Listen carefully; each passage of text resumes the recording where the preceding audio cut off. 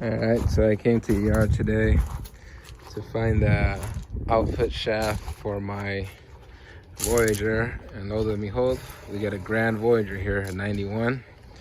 So I'm going to take that off of that because mine is completely ruined. But also, this is a Grand Voyager. It's got the roof rack. I'm going to take that with me.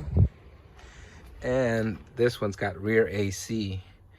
So I'm going to see if I have enough time, I'm going to take all of that with me because I want rear AC in my Voyager. Mine is just a base model Voyager. This is a Grand Voyager. This has everything. This has like all the options. It's got the infinity stereo, infinity speakers and everything. Rear AC. It's got the headliner console thing up here. This thing is dope. It's got that cluster with all the gauges and everything. But for now, I'm getting the part that I need to get mine running, which is the output shaft housing. And I'm for sure gonna take the roof rack because I want a roof rack on mine.